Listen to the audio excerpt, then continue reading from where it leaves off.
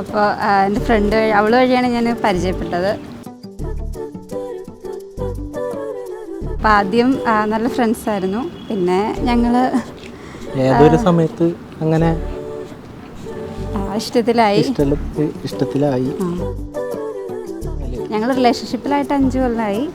അതിന് മുമ്പ് കുറേ നാളായിട്ട് അറിയായിരുന്നു.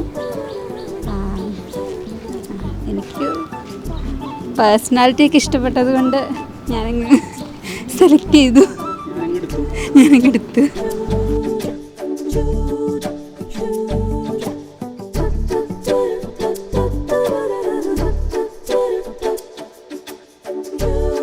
രണ്ടാളും ലോങ് ഡിസ്റ്റൻസിലായിരുന്നു. അതിൻ്റെ ബുദ്ധിമുട്ടുകൾ അങ്ങനെ ലാസ്റ്റ് ഇവിടം വരെ എത്തി. ഇപ്പോൾ രണ്ടാളും ഭയങ്കര ഹാപ്പിയാണ്.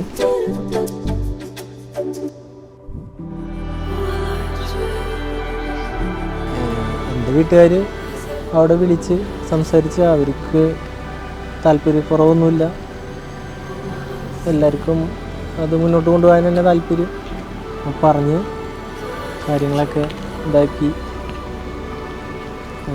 ഞങ്ങൾ ഇവിടം വരെ എത്തി.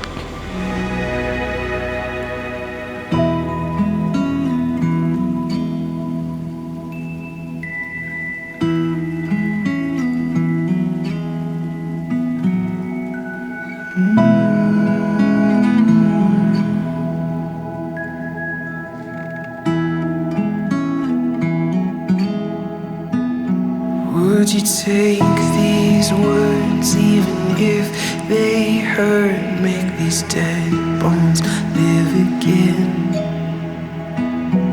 I will not bow to this.